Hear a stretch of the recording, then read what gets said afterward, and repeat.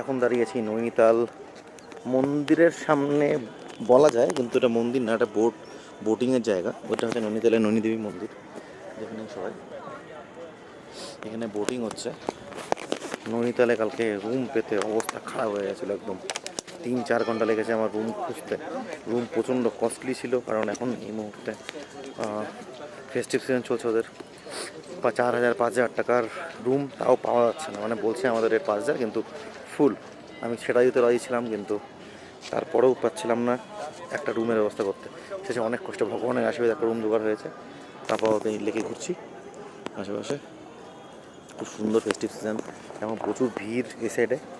তো মন্দির একটু দর্শন করলাম, এখন রুমে চলে যাবো, কারণ শরীরটা ভালো লাগছে না। জ্বর মতন এসছে, জ্বর মতন কি জ্বরই এসছে আসলে। জ্বর নিয়েও আমি বাইক চালাচ্ছি, কারণ ওষুধও খেতে পারছি না, কারণ ওষুধ খেলে ঘুম পাবে। তাই ভাবছি একদিন মধ্যেখানে রেস্ট দিয়ে একটা ওষুধ খাবো, একটা প্যারাসিটামল যে কোনো কিছু খেয়ে নেবো, কারণ এইভাবে বাইক চালানো ইম্পসিবল হয়ে যাবে জ্বরের মধ্যে। এখন নেক্সট টাইম হাইওয়ে যাবো, হাইওয়ের থেকে টানা রাইড। ঠিক আছে, এখন এতটুকুই, এরপরে আবার সামনে কিছু কিছু হলে বলবো। বাই।